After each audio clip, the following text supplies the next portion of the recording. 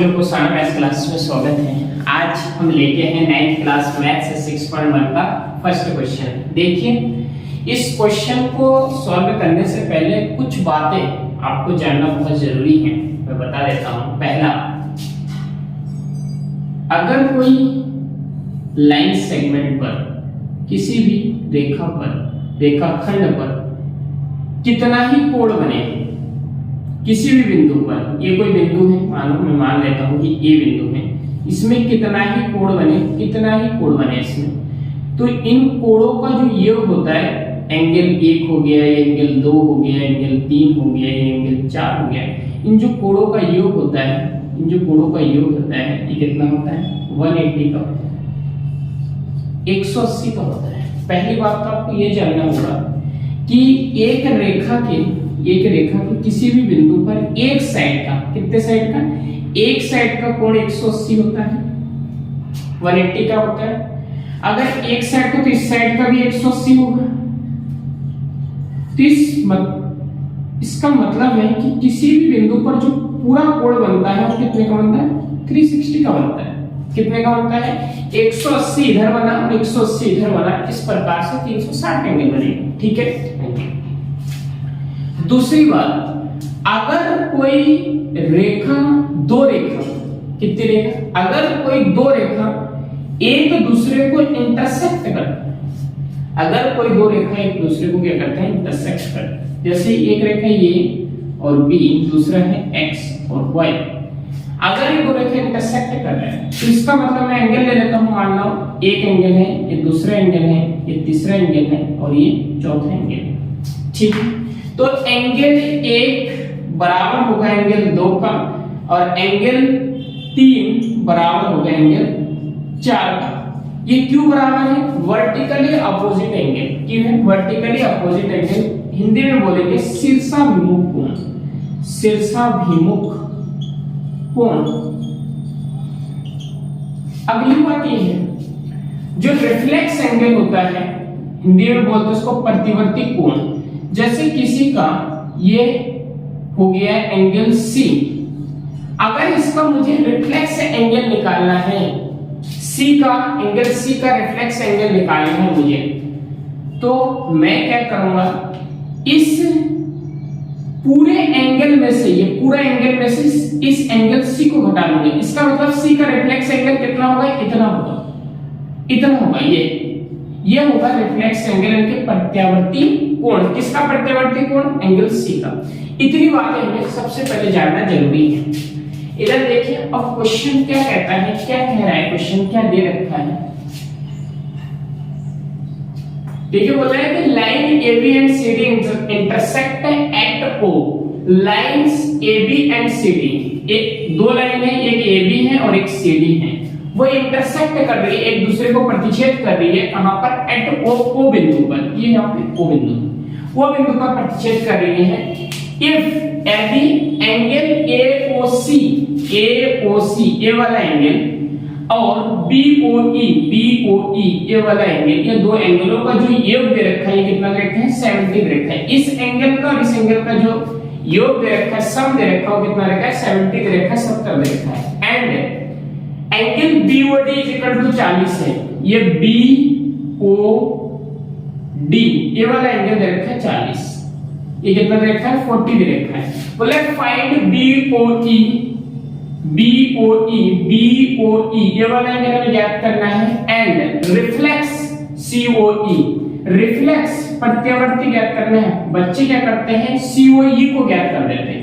COE नहीं ज्ञात करना है, COE नहीं बोला, इसमें बोला कि रिफ्लेक्स यानी प्रत्यावर्ती कोण। किसका प्रत्यावर्ती कोण? COE का प्रत्यावर्ती कोण। देखिए कैसे निकालेंगे।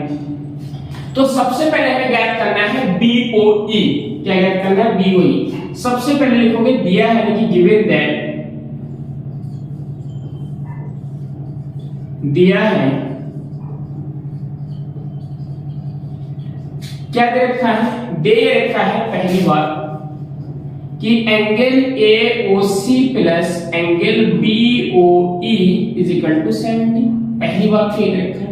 दूसरी बात हमें ये दे रखा है angle BOD is equal to 40। और ऐसे क्वेश्चनों में सबसे पहले हमें देखना यह है कि हमें दे क्या रखा है, दिया क्या है हमें। तो हमें ये दो चीज दे रखा है, इसी से ही सॉल्यूशन निकलेगा। देखिए अब हमें बीओई ज्ञात करना है, तो हम इस बात को उठाते हैं कि angle AOC plus angle BOE is equal to 70 grade. ठीक है, हाँ जी ठीक है। देखिए एक लाइन सेगमेंट है जो इंटरसेक्ट कर रही है इसको और इसको, इसका मतलब है कि ये वाला एंगल और इसके सामने ये वाला एंगल क्या होगा, बराबर होगा। क्यों, वर्टिकली अपोजिट एंगल है, यानी कि शीर्षाभिमुख कोण है। तो लिखना है एंगल BOD ये वाला एंगल और सामने वाला ये COA यानी कि AOC एंगल AOC बराबर है एंगल BOD और BOD कितने के बराबर है, 40 के बराबर है। ये क्यों बराबर है, शीर्षाभिमुख कोण, शीर्षाभिमुख कोण। इंग्लिश वाले इसको लिखना है वर्टिकली अपोजिट एंगल। क्या लिखना है, वर्टिकली अपोजिट एंगल। सुनिए अब AOC का वैल्यू कितना आ गया, AOC का वैल्यू आ गया 40 के बराबर, क्योंकि ये दोनों आपस में क्या है, बराबर है। अब हमारे क्वेश्चन क्या है, angle AOC plus angle BOE is equal to 70। तो AOC की जगह हम 40 रख देते हैं क्योंकि इसमें हम लाए angle BOE is equal to 70। तो angle BOE is equal to 70, ये 40 प्लस का उधर जाके किसका हो जाएगा, माइनस का हो जाएगा, एंगल BOE हो जाएगा 30। 70 में से 40 सब्ट्रैक्ट होगा कितना हो जाएगा, 30। कोई दिक्कत किसी नहीं, यहां तक समझ में आता है। हमारा पहला था जो कि हमें ज्ञात करना था BOE, वो आ गया कितना, 30 आ गया, 30 आ गया। अब हमें रिफ्लेक्स एंगल निकालना है COE का। मैं इसको रफ करता हूं, आप नोट कर लीजिए। देखिए रिफ्लेक्स एंगल निकालना है। अब ये आ गया हमारा 40 और ये आ गया हमारा 30। ठीक है, अब रिफ्लेक्स एंगल निकालना है COE। COE का रिफ्लेक्स एंगल निकालने के लिए सबसे पहले हमें COE निकालना जरूरी है। COE पता होना चाहिए कि COE है कितना, COE के वाला एंगल, ये वाला एंगल कितना है पता होना चाहिए। ठीक है, लिखना AOB एक रेखा है, एक रेखा है। AOB एक रेखा है और रेखा कहां पर, बिंदु O पर बनने वाला कोण, बिंदु O पर बनने वाले कोण। कितने कोण है, बहुत सारे कोण है, 3 कोण है। नंबर 1 है AOC प्लस AOC ये वाला एंगल। नंबर दूसरा है COE is equal to plus, फिर है BOE angle BOE is equal to कितना होगा, 180। रैखिक कोण, कैसा कोण है,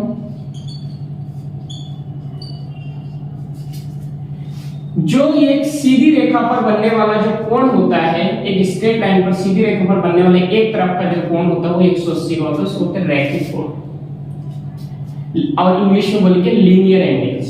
इधर देखिए अब AOC कितना है, AOC है 40, तो ये 40 लिख देंगे, प्लस COE पता नहीं तो इसको COE ही लिखेंगे, प्लस BOE इसको 30 लिखेंगे, इज इक्वल टू कितना हो जाएगा, 180। कोई दिक्कत नहीं है, किसी को कोई दिक्कत नहीं। 40 30 कितना हो जाएगा, 70। Angle COE is equal to 180, angle COE is equal to 180, ये 70 उधर जाएगा तो माइनस का हो जाएगा, एंगल COE हो जाएगा 110। एंगल COE का वैल्यू कितना है, 110 है। ठीक है, 100 कितना है, 10 है। अब मैंने एक चीज आपको बताया था पहले ही क्वेश्चन के सबसे पहले कि जो एंगल होता है और रिफ्लेक्स एंगल, उसका रिफ्लेक्स एंगल का जो सम होता है वो 360 का होता है। कितने का होता है, 360। ठीक है, तो लिखना है angle COE plus reflex angle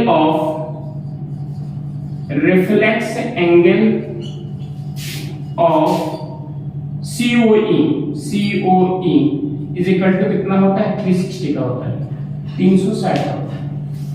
ठीक है, COE और रिफ्लेक्स एंगल ऑफ COE दोनों का जो सम होता है वो कितने का होता है 360 का होता है। अब COE का वैल्यू को हम लेके 110 प्लस रिफ्लेक्स प्रत्यावर्ती कोण, हिंदी वाले प्रत्यावर्ती कोण बनेंगे इसको, reflex angle of COE is equal to 360 of reflex angle of COE is equal to 360। ये 110 उठ के उधर जाएगा तो ये माइनस का हो जाएगा, तो रिफ्लेक्स एंगल ऑफ COE हो जाएगा 250 हो जाएगा। इस प्रकार से हमारा ये वाला क्वेश्चन क्या होता है समाप्त होता है।